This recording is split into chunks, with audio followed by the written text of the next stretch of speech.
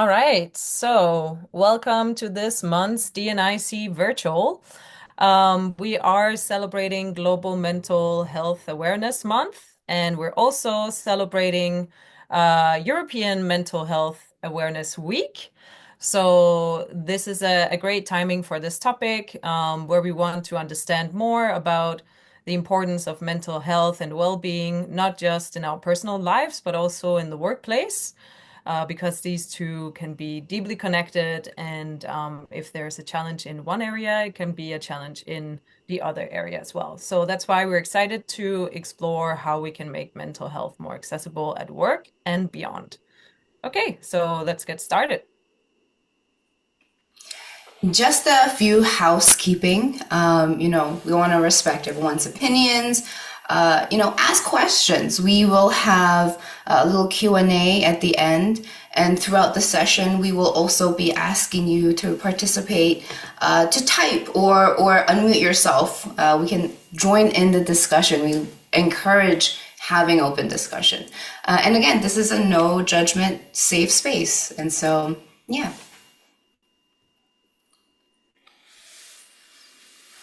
To start us off, we just wanted to do kind of a little check in with everyone. I think it's a great thing to do, especially for mental health and well being as a topic. So, how are you feeling today? Give us a word, give us a phrase, just kind of a little check in with where you are at right now, being present. It could be from yesterday, it could be from, this morning. What are the feelings that you're experiencing?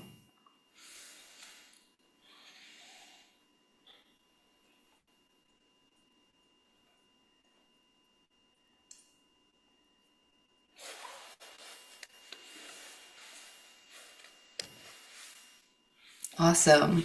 We see some answers coming in. Jet lagged, calm and happy, nice.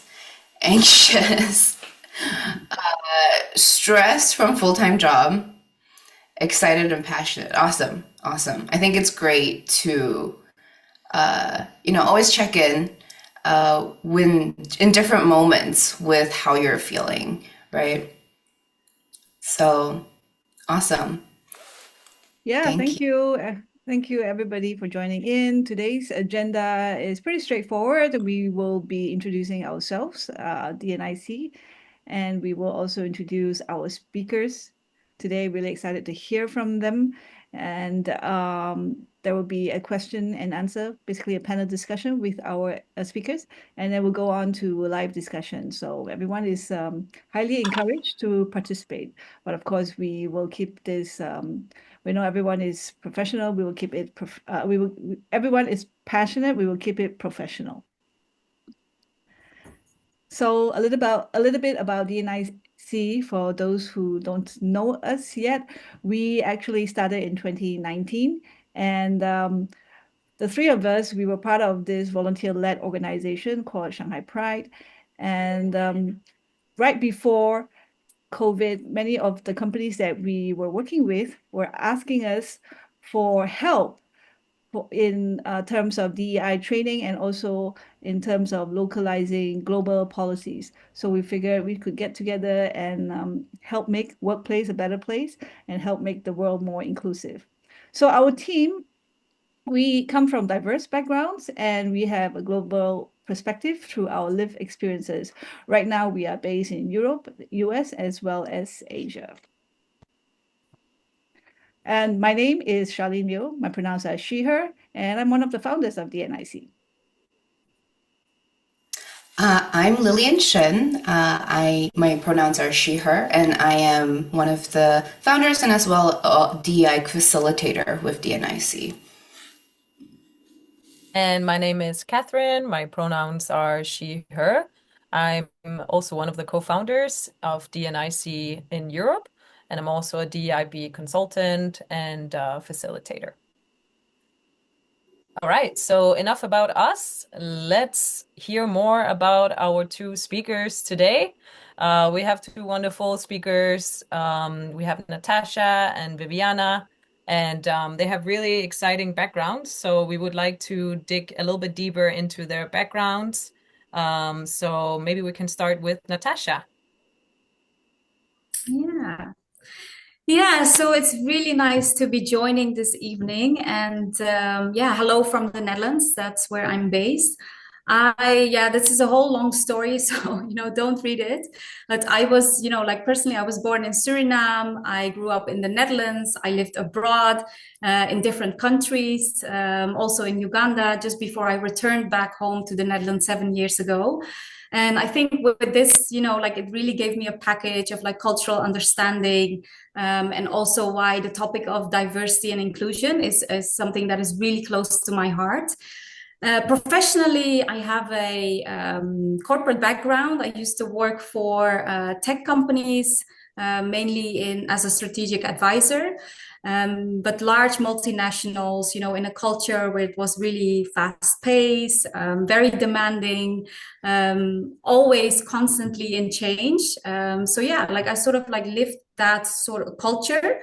And 3 years ago, or actually 2 years ago, I committed to my own company, which is called Stress to Strength. And this is a coaching and consulting practice where I actually help companies to create well-being first cultures or organizations, actually. And I love what I do because, like I also have like personal experience with struggling with my mental health, burnout probably 3 times in my life already. So yeah, like I work with clients on burnout prevention or burnout recovery. I also do reintegration coaching in the Netherlands, where I support people after they've been home for a long time to get them back into yeah, the sort of like the working space. And yeah, I love what I do, and I'm so happy to be here this evening to join this discussion together with Viviana. Great. Thank you so much, Natasha, and thank you for joining today. Viviana, how about you? So I'm so happy to be here today, and I'm originally from China. So I also lived and studied in Singapore, and I worked in Malaysia, and also like go back to China, and now in Vancouver. So like I have been practicing as a therapist for almost 12 years. So like I right now I'm a registered clinical counselor and a therapist in Vancouver. Um, I worked with different populations in Asia, like in Singapore, I worked in hospital, mental health hospital, senior hospital, and also like working with kids, working with families. And when I was in Shanghai, I was working with expats and also local populations. And in Canada here, I'm also an art therapy supervisor at Elder University Vancouver campus. And also I'm a trauma therapist at Family Services of Greater Vancouver. And also I'm also have my own private practice, which is the Inner Haven Counseling and Art Therapy. So I see clients from different culture background. And also like I'm like right now I focus more on like the clients who has been, like traumatized sexually, emotional, physically. And also I worked with LGBTQ populations as well. So yeah, that's about it. Thank you, Viviana. It's really really interesting and inspiring to hear both of your stories. And thank you also for all the work that you do in this field. So we have our first question, that is about mental health accessibility. What does it mean to you, and how do we know when we're succeeding in making it accessible? Viviana, do you want to go first? Sure. So, when I think about like accessible mental health care, So I think like it's not about like it goes for beyond just having clinics or other facilities, other things like of other facilities available. So it's about like meeting people where they are, in terms of physically, emotionally, culturally, and financially. For example, like not every therapist is trained in areas like trans care or gender affirming therapy. For someone who's part of trans community, like finding like a professional who truly understands and respects their identity can make all the difference. And also, I think like accessibility also means offering virtual therapy, so which can be a lifeline for people dealing with severe social anxiety, depression, or physical limitations like being wheelchair bound or bed bound. So sometimes just getting out of the house is too overwhelming for some people. So like I think like online sessions help bridge that gap. And also, I think in-home therapy is another option. So especially for those without reliable internet or who are not comfortable using digital devices, and having our therapist coming to them makes care possible when it otherwise wouldn't be. So, and also like I think like there's also like a financial part. So mental health care is very expensive for some countries. And also a lot of people don't have extended health insurance. Uh, like in Canada, like I think most of us have like health insurance, like extended health insurance, but for a lot of other people, they don't have. So many low-income individuals or families simply don't can't afford it. So I think like free or sliding scale counseling options are very essential to make sure no one is excluded because of money. And also, like, finally, I think we can't ignore the cultural stigma that still surrounds mental health. In some communities, like people are taught to keep these struggles hidden, and also like see this mental health issue or struggles as a personal failure, like especially like because I'm from like Chinese community, so I understand like in Chinese culture, like a lot of people feel like, oh, I'm okay. I don't want to see a therapist. Like mental health struggle is not first like priority. We think about it. So, and also like I think like that's why like public education is so important, and educate the public to reduce stigma and help people understand that getting support is a sign of strength, not weakness. Yeah, and I think those are the points of accessible mental health care means to me. Yeah, those are really good points. A lot of good points and very, very important. Yeah, especially I like well, I liked all of them, but the diversity topic as well is super interesting and how we can make that more accessible for everyone in, for example, the LGBTQ plus community. And yeah, also interesting about the in-home therapy. I actually never thought about that. So that's a really interesting one. Yeah. Yeah. Yeah, like when I was working in Singapore, so I also provided like in-home therapy. So because the elderly, they cannot get out of the house. So I think like in Canada, in Vancouver, there's also like some offering to just go to clients' home and offer some mental health support. Mhm. Mm, makes sense. Yeah. Yeah. Great. Cool. Thank you. And Natasha, what do you want to add to this? Yeah, I mean, I completely agree with what Viviana said in terms of like the access and the sort of like the barriers and the stigma that still, exist. And for me, like, accessible mental health care or well-being means that it's for everyone and always available. So, that the same way actually that we are taking care of our physical health, we should also put in the same care and attention towards our mental well-being, right? And I think, like it's so tricky though, because mental health is not something that we see, right? It's invisible often. And that makes it so tricky because like, how can we actually make sure that something is accessible if we can't really see it? And I think the first thing to do there is to acknowledge, that our mental health is part of our regular health, and it's not something that we should treat as something separate. And, in this way, also just to reduce the stigma and to break down the barriers that actually exist. And yeah, like, for example, like it's so common in a lot of countries, a lot of cultures that people, go to the gym or they go to the doctor for a regular check-in, on their physical bodies.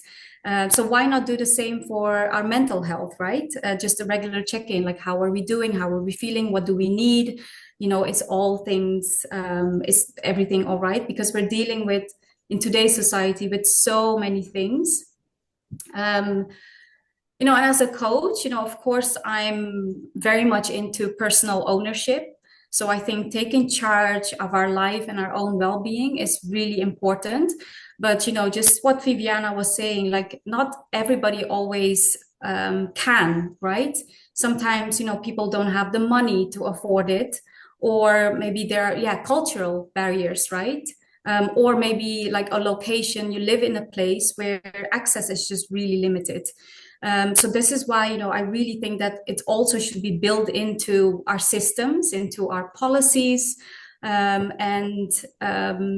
insurance coverage, for example, that it becomes like something basic that we have as part of our day-to-day life, basically, and I really like the question, like, how do we know when we're succeeding in making it accessible? And I was reflecting on it, and it might seem far away, but I really believe that, like if we create like the space for it, it can.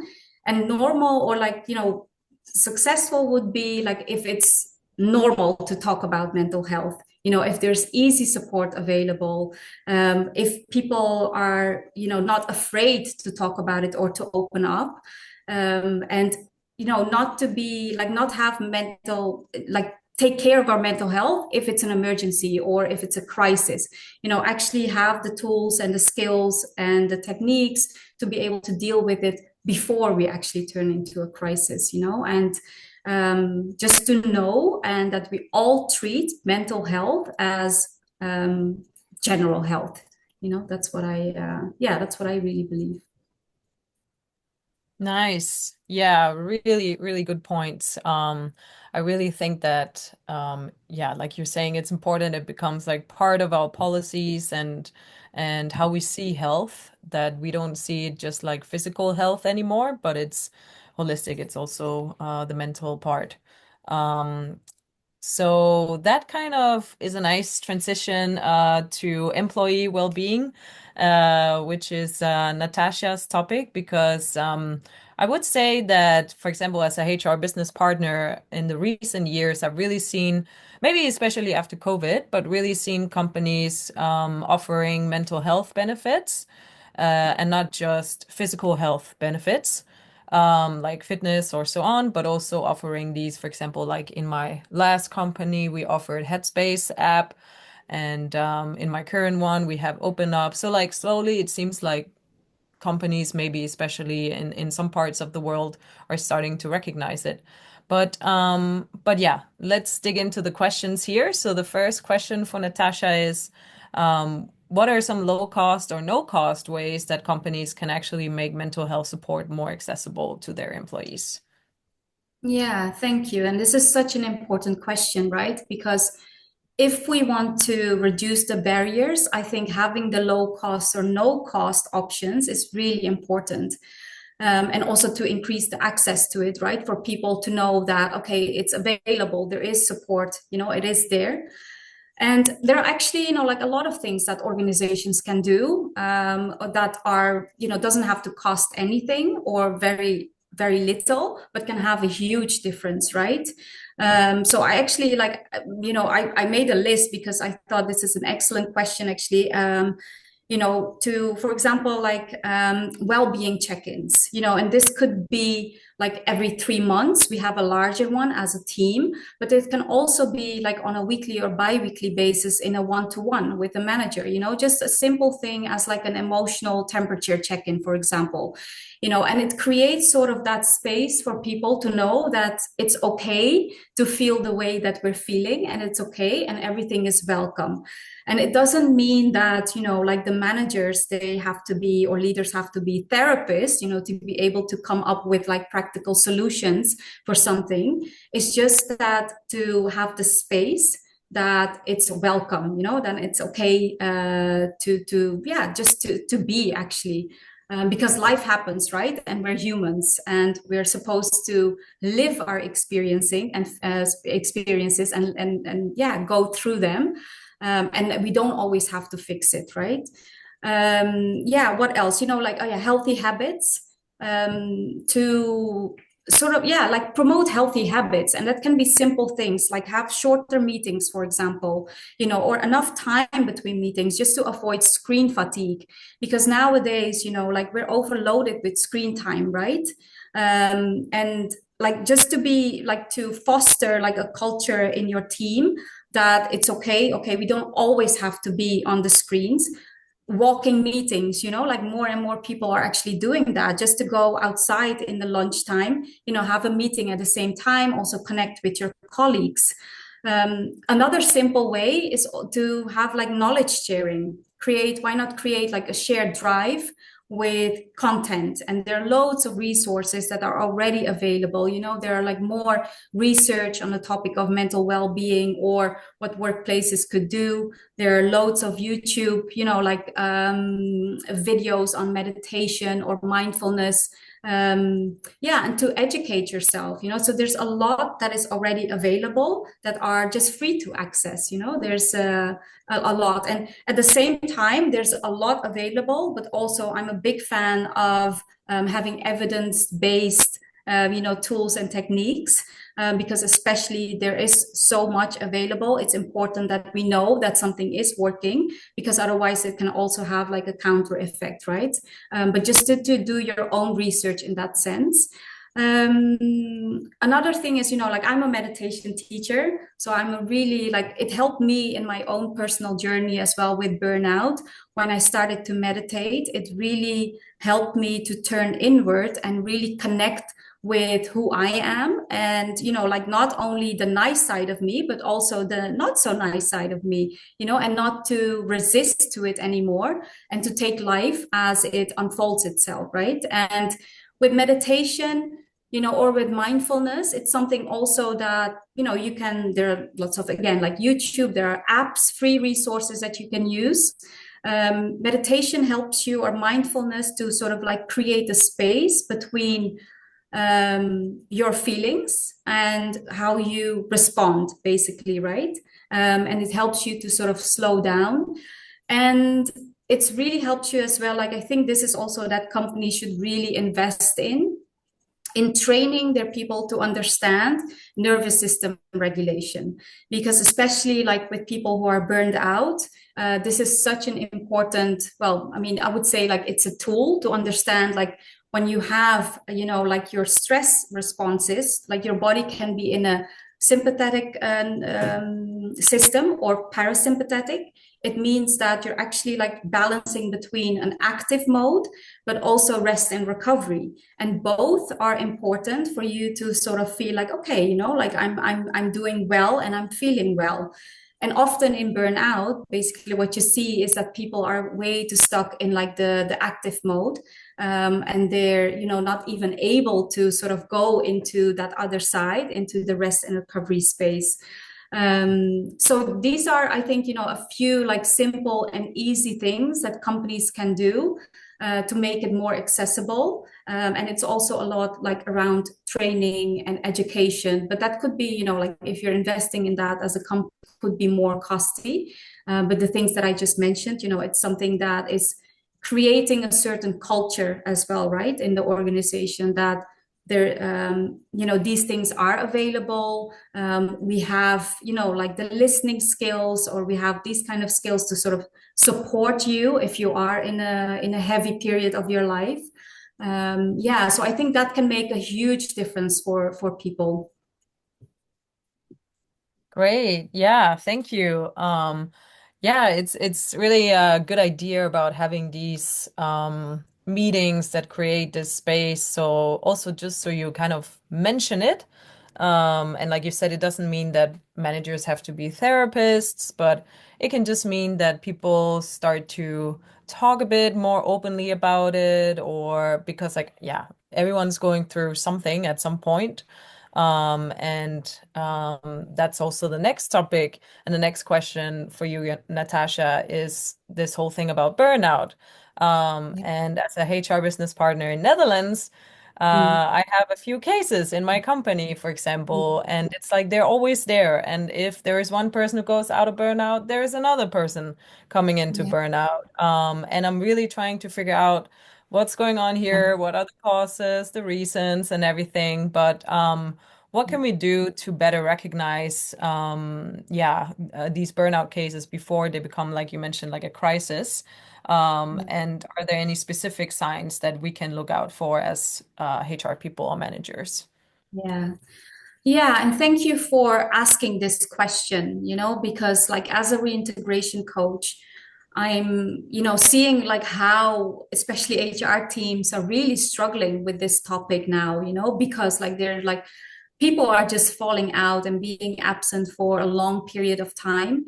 And you know, like with burnout, it doesn't happen overnight, right? I mean, yes, it might feel like, okay, next week somebody calls in, you know, like, yes, you know, I have a burnout. And actually, burnout is not also an official mental health disorder, right? It's not a diagnosis, but it's something that is so present in our society, in our, you know, working lives at the moment. Um, so, you know, for me, the question really is like, are we paying attention? You know, like, because it is happening. It is, you know, the time that somebody calls in sick with a burnout or like being overly stressed, you know, a lot has happened before that, right? And it's also, of course, it's often like personal. So it's, you know, like a response to somebody's, a response to life, right? Because of, you know, what I see in my, you know, in clients that I work with is that it often has to do like certain conditioning, or, you know, and Viviana, maybe you recognize this as well, like, you know, certain traumas that might have happened in the past, and they have a certain coping mechanism, right? So, and a pattern that I have seen is that burnout really happens amongst people that are really super responsible, that are pleasers. You know, they always, yeah, they always say yes to everything. They're very ambitious, very driven, perfectionist. You know, and this really comes from a certain need that they have, right? A need to be seen, to be heard, and to prove themselves, right? To be there, like I belong here, so you know I have to do and this and that to be worthy of it. In the workplace, you know, like what I can see, like, so managers would be closest, or like the direct leaders would be closest to seeing like the changes in somebody's behavior, right? And sometimes like the signs can be really obvious. So somebody is calling sick often, or there's a decline in performance, or you see something in the productivity, or they're missing deadlines. But you know, often what happens for a longer period is that there are, you know, more subtle signs, like there's a drop of energy. You know, how is somebody's appearance? Like you can actually see in someone, you know, with the eyes or the expression, how somebody is actually feeling, right? Yeah, and it's about, you know, having the managers and the leaders actually be able to create that level of trust to have those kind of conversations before it actually becomes a crisis, right? And for the person to know, okay, well, this is really happening. what can we change? One of the techniques that I use as well is job crafting. I don't know if you have heard about this, but job crafting is a technique that, it's just a simple, like there are 4 categories that you can look at. It looks at your job, like what do we need to change, and what's possible, and how are we using our skills and our talent in the most healthy way. So there are things that you can do already before it becomes a crisis. And it's really about being present, asking the right questions. So let's say you're in a one-to-one with your team member, being able to ask the right questions, but in a non-judgmental way as well, so to create that psychological safety where people know that, if I open up about this, and if I say it in an honest way, I'm not going to be punished, or I know that my job is secure. Because unfortunately, this really happens, because still, and that's the stigma again, mental health. If you're not feeling great and wonderful and shiny, it means that maybe you're weak, or it means that you might not, make your targets. So, what are the consequences? So there's a lot of that still happening with this, like it's a shame, right? But I think it starts, with the culture, with the safety, with the skills that a manager or a leader has. And yeah, like I really think like the prevention starts with presence and understanding, right? And having that culture or that space. Yeah, indeed. Those are, yeah, really interesting points and super useful for me, by the way. Also in terms of how do you talk to managers about this and how do they see their employees? Because I also feel like a lot of the times also managers are experiencing pressure from above and then the pressure goes down in the hierarchy. And then it's more about, yeah, productivity or this and that person is not doing this and that, more about performance issues. So yeah, it's really good to be able to create that space. Yeah. And it's something that, like it should progress, like, or it's a process to go through, right? Because like I often feel so compassionate towards leaders as well who have people in their team that are, burned out, or, because like at the end of the day, like you are working, you have your goals, you have your objectives, and we're all there to reach them, right? And if something like this happens, it can create that extra pressure, right, onto the leader or the manager. So yeah, like I mean, then it's the question is what is there in place to support the leader as well, right? And what space is there for this person? And I think that is really important as well, because like, also they have to build their capacity to be able to support their people, right? It's like the self-care for that, and also to model the right behavior, like what I was saying before, healthy boundaries, and, like setting the right example, normalizing rest, and, things like that. So, yeah. Yeah, yeah, indeed. Yeah. Super interesting topic. I could talk about it all day, but I think maybe we should move on to the next round of questions. So thank you, Natasha.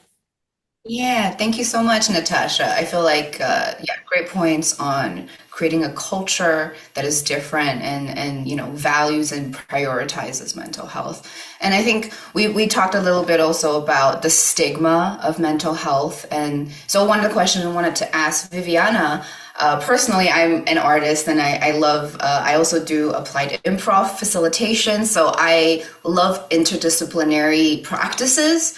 And so, what is, art therapy? I feel like that's the first question. And how does it provide, kind of an alternative for people who might feel intimidated or scared by traditional therapy?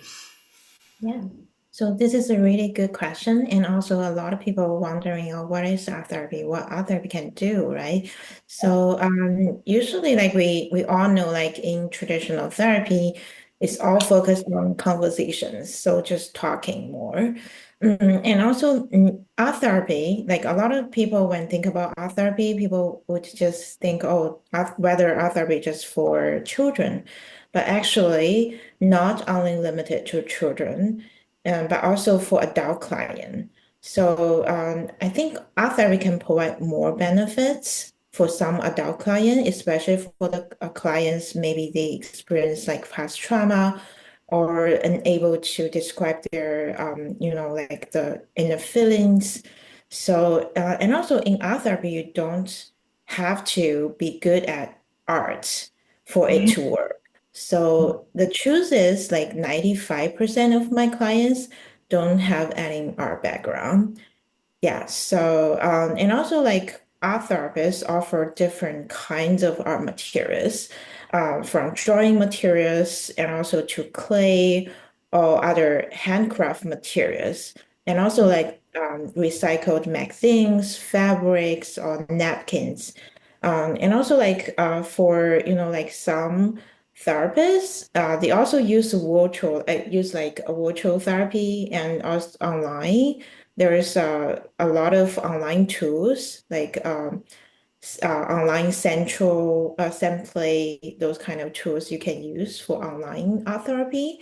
And also like we can use iPads and those those like digital devices to do therapy as well. And also like in therapy, like art therapists just guide clients explore their thoughts and feelings at their own pace. So we have in our therapy, we have two different kinds of approach. One approach is non-directive approach. Another one is directive approach, which means non-direct approach, which means like we can do like free expression, um, like maybe like for example, like how are you feeling now? So we can use like the colors, just draw the scribble, doodle is okay, and on the paper, or and also like we can use collage. A lot of adult clients sometimes I find they're kind of like they think like I don't know how to draw. So I use collage a lot, magazine collage, this technique a lot. So it's really helpful for them to open up. And also another approach is directive approach, which means sometimes for some clients, maybe in sessions, they need some direction. So for example, like for a client who has been through trauma, so at some point, it's not at beginning of their treatment. So like at some point, once the therapeutic relationship is established, so I will use like maybe we can create a safe space this directive approach.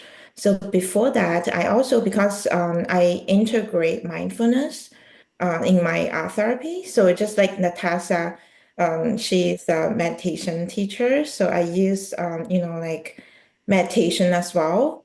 So for safe space, so I will kind of like use meditation first and then guide the clients into their subconsciousness about like explore where their safe space at, and then after that they can use the materials they feel comfortable and create the image, and after that we can discuss about this image. So this is an example of using the directive approach. Yeah. So, and also like, I think the art making process is not about like making a beautiful artwork. We're not focusing on like the artwork itself. We're focusing on the art making process. So, like the whole art therapy session, I can say it's not only like art making, it's different from art class. Like it's not only like non-verbal approach, we also talk about the artwork. So it's combination of non-verbal and verbal approach. This is art therapy. So it's not like we think like art therapy is all or art making is not about that. So and also like art making, like in art therapy session is also explore, what's inside. It's not when the words are not enough, so Through art therapy, like people can uncover emotions and also process past trauma and also reduce anxiety, and even gain some insight into themselves. You know, Mm, because sometimes like when words are not enough, because when we how to say, like the brain, like for art is right brain, for like words is left brain. So sometimes like when our brain is process the information, maybe we ignore some details when when we think about something, when we describe our event.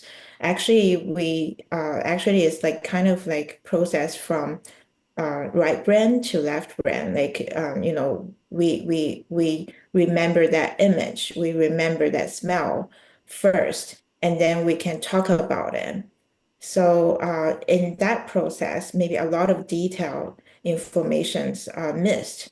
So when comes into art making in art therapy session, so that kind of missed information, like missed, like information, and also like those detail we ignored just appeared in that process. So that's why, like for clients, they can gain some insight to themselves. And mhm, also like yeah, and also like in the process, so some clients maybe they will feel more in control and less pressured because like we're able to do something, hands-on experience. So you can feel like something in control. Yeah, mm, and also yeah, and also sometimes I feel like yeah, it's for like some clients they feel like talking maybe it's quite like scary. So this is also a safer approach for those individuals, especially who like for those like who have experienced things that hard to talk about it. Yeah. Yeah. So much, Viviana. I love what you said about when words aren't enough. And I think it's so true. Like a lot of people don't have a really clear understanding of what art therapy even is. And so thank you for a really comprehensive description of like what art therapy can look like in different forms. I love also what you said about being in more control when you're doing these art therapy practices, and I think that's very cool. And so yeah, so interesting. I think I feel like I myself have thought a lot about art therapy and just like how the limitation of words, right? We experience so much in our lives, and how do we put those things into words? And having just an image sometimes can help bring words out or bring details out, bring memories out, right? Like as Viviana says. And I think that's so fascinating. And so, okay, that leads to our second question. What are some, simple art-based practices or creative practices people can include in their lives, even if they don't consider themselves creative, so to speak? Yeah. This is also a very good question. So, and also we all wonder about that. And also, I believe like every of us have the creative side of our brain. Just think about it when we are a kid. When we see like colorful art materials, we can just grab it and just draw whatever. But why, when we are become adult, like we just feel like scared to draw? It's because like maybe our life experience teach us like, oh, you're not good at drawing, right? Some teacher or parents. This is actually like, like become our self-judgment. mm, So I say is just let those self-judgments let go a little bit and don't judge your, like artwork too much. Um, like treat making art as a giving ourselves a safe space to express, not impress, right? So, and also like I think like there is a, you can keep a visual journal, like art journal, visual journal. So like in the journal, you could use colors or cut out magazines, images to express how you're feeling right now. So you can do like maybe regularly, I wouldn't say like every day is too much, but it's just like regular, you can do that. And also like you can just let your pen wander on the paper when you are on a call or processing thoughts. So Mm. just remember there's no right way or wrong way to do it, and just let it flow. And also like if you feel like anxious, you can try like integrate mindful breathing with drawing. For example, like drawing lines with your breath. So, for example, like I use like sometimes I teach clients about like breathing skills. For example, like 4-7-8 breathing. So like breathing in 4 times, hold for 7 times, and breathing out for 8 times. So you can combine this skill with drawing. So like you can choose a color you like, and then you can like I actually suggest like use like crayon or pastel or markers instead of pencil, because different art materials can process your emotion differently. So you can choose one color, maybe markers like color, and then you can breathing in 4 times, like let the line let it flow on the paper. Just feel your breath breathing in and draw and hold. And for 7 times, like breathing out for 8 times, like just let it flow, let it be, like just doodle, just draw the lines with different color. Again, you can try this with different color as well. And after that, like this is a scribble, right? You created, and you can look at this scribble and in different angles and see what's inside this scribble, what the next image you can develop.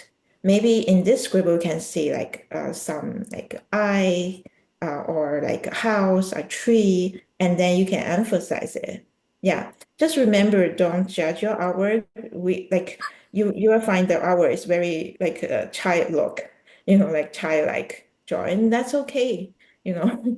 So yeah, it's just remember that your self-judgment, let it go a little bit. And also like it's not really art-based, but it's a very simple practice and we can use like whenever. Is I often like use in my session is called 5-4-3-2-1. I'm not sure whether Natasha know about this. It's like 5 senses scale. So it's like five, like looking around and see 5 objects you can see, like 5 objects you can see, and 4 things you can touch, 3 things you can hear, 2 things you can smell, 1 thing you can taste. So can help you to be grounded. I love that. I love that. Yeah. Thank you so much, Viviana. Oh, you shared so much good information. Like, I not feeling good enough, letting go of self-judgment. I feel like that piece is so true. I taught children for a little bit, taught them drama, and I had them draw out their poems, right? And so very simple drawings. And they're children, 7-year-olds, 8-year-olds. And this little boy tells me, I can't draw. And I remember feeling so shocked, because like what has happened in his life for a 7-year-old to feel like they can't draw. And when I have moments where I feel like I'm not good enough, I think of this little boy, and I just and so yeah, I think that is such a big piece, and also about materials having different feelings, a different feel to them. I think that's super true too. I personally like crafting in a lot of different mediums, and it's true, like wood, making stuff with wood feels different from making stuff with markers, feels different from, threading or doing cross stitch. Like they all have a very different feeling. And that process of exploration, I think, is a great process of understanding yourself more and also kind of the world around you. And yeah, so thank you so much, Viviana. I think we're moving on to our final piece, our closing, for both our speakers.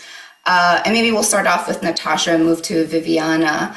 What's one small change that you believe everyone can make to improve mental health accessibilities for themselves or for other people? Just something small that people can take away, either at work or for personal lives. Yeah, I think this is really talk about it, like just talk about what you're feeling and being able to express what you need in a certain moment.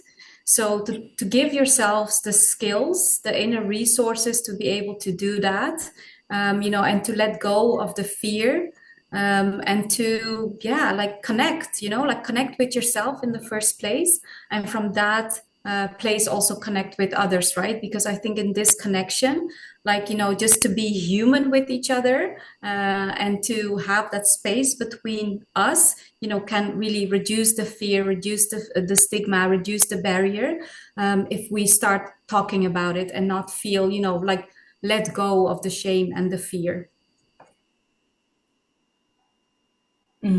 Definitely. Thank you so much. Thank you so much, Natasha.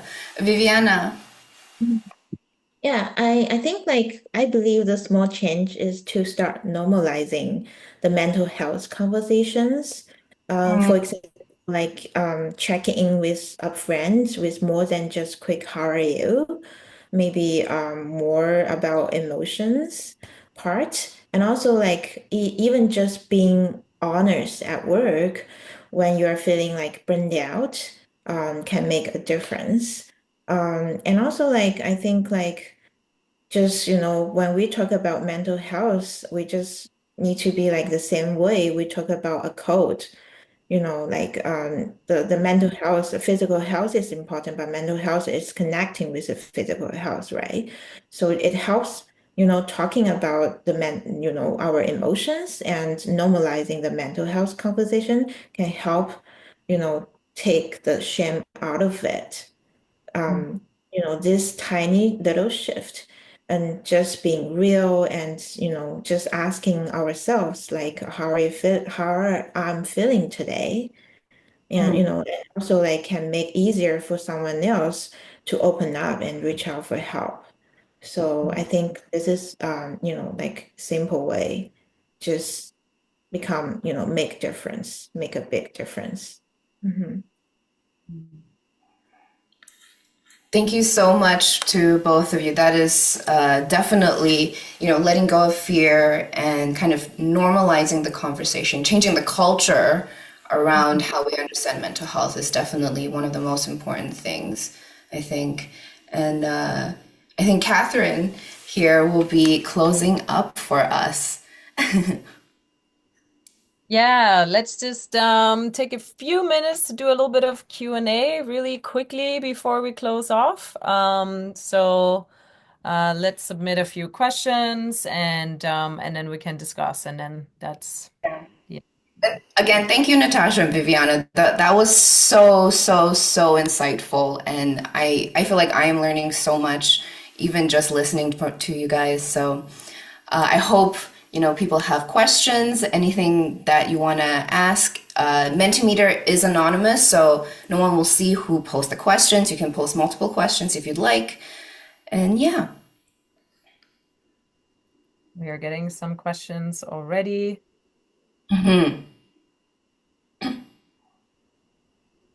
So before the question, can I respond? Sharing said something about I heard coloring is a good art therapy. Yeah, please, please. So yeah, there's a period of time like coloring book is very viral, right? So everyone think, oh, that's art therapy. Actually, like that's maybe like coloring is a tool of the art therapy. We use coloring, but it doesn't mean coloring equal like art therapy. It's kind of different. But yeah, like you can color in your journal or when you're free, like whatever you think about your emotions and just color it. Use color and color it, like scribble, doodle. That's okay. Yeah, but just want to clarify, like coloring is not art therapy. Yeah, because there is also like differences between therapeutic art and art therapy. That's a, different topic. Like we can talk all day. Yeah. Great. Definitely. Yeah. you. Thank Thank you you. for the clarification. I think that is definitely a very common misconception that, yeah. Yeah, like this is a very common. It's a good question too. Yeah. Does any of you want to pick a question that you want to reply to? I don't think we can have time for both of you to reply to every question. So maybe you can pick one or two questions you want to reply to. Yeah, I can pick one. It's actually the question that showed up. How do you measure mental health? For example, how do you know when you're too stressed? And somehow this question, like really, yeah, how do you measure it, right? So there are actually like a test available that you could do, which is what gives you an assessment of your stress levels. So one is called burnout assessment tool. This is something that has been existing for a long time. There's one that was developed like long time ago in the States, but there's also a newer one, an updated one that has been developed in Belgium and the Netherlands. So there are tests and sort of kind of gives you an idea like, okay, like this is the range. And these are the areas that, you might need to work on. Measure mental health. I think in a workplace, you can measure it through sort of like metrics and KPIs that are present in the company, like absenteeism, presenteeism, quietism, is also now something that is happening. So there are like those kind of measurements, but to measure like on an individual level when you're too stressed, it's really difficult, but there are some types of assessments. And actually I can maybe share the links if you want to share it as part of this webinar. I can do that. That would be great. That would be wonderful. Yeah, we would love that. Thank you so much, Natasha. I think that's very personal for all of us. How do we know when we're too stressed, right? So thank you so much. I would personally love to take that test. So, and Viviana, would you like to pick one question to answer? Sure, I am going to pick the first one, getting help from a professional. How do we find someone who is suitable? So like this is really like sometimes for a lot of us, like it's hard to find someone like really suitable for us, right? Even for me, like I see therapists regularly. So it's, from this therapy jump to another one, finally I find the suitable one. So the first thing you need to think is about like I think is where I am come from. Like I think like for me very important is my culture background. So like because like whether you want to find someone really understand both culture, because I lived overseas and I come from like Chinese culture, so like maybe a person really understand two culture, so like both cultures, Western culture and Chinese culture. So that's the first thing I see. And also like about language, like some people prefer like in like native, like like their first language. So it's very important. And also, I think like where do you find? So like in North America, so there's a place, website, it's called Psychology Today. So a lot of people find therapists from there. And also like locally, so like if you I know like I understand in Asian countries, like in China, we use different like app. It's like a simple 简单心理 simple psychology. So this is, we use in China, like I use in China a lot, like for that. And also like different communities, like in China for expats, there's like in Shanghai, there's CCS, Community Center Shanghai. So a lot of people find therapists from there. And also there's Shanghai International Mental Health Association. So, right. So like in different country or different places, different cities. So the first thing you need to look for is like, the associations, like Mental Health Association, Art Therapy Association.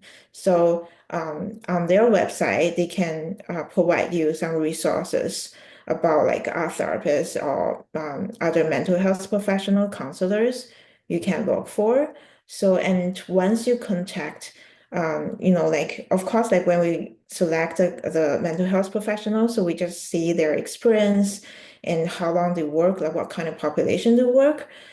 And then maybe some people just need to see their faces, like pictures, or you think, or some professional we take pictures with smiling face or not smiling face, so which we like you prefer, you feel comfortable, and after that you can have their like in Canada, so we offer like 15 minutes free consultation so online, so like virtually, like a video call or even phone call.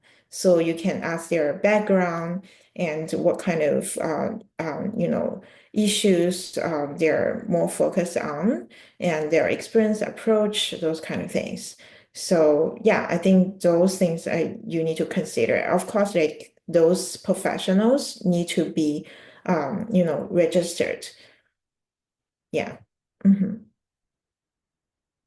Thank you so much, Viviana. I think those are all really great points, especially I think I've personally talked to a lot of friends who have trouble finding someone from their culture because a lot of therapists that they find, especially in the West, are cis white male or cis white female. And so that is actually a really important piece, and just the availability and number of, women of color, people of color in these industries is a huge, I don't know, indicator of the accessibility mental health is for everyone, I think.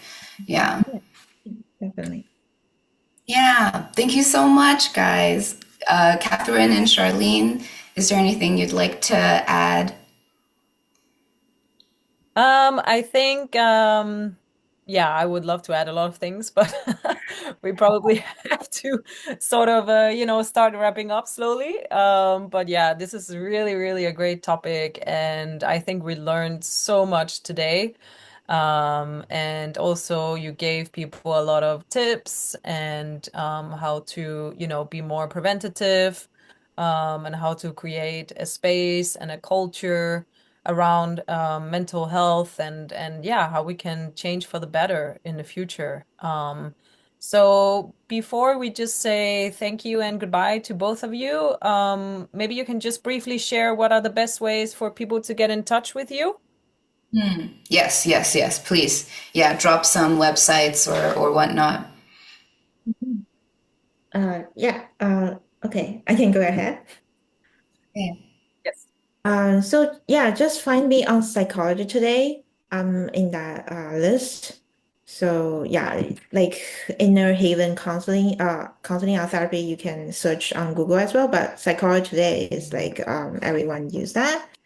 So I can send the link in the chat box. Awesome. Psychology Today.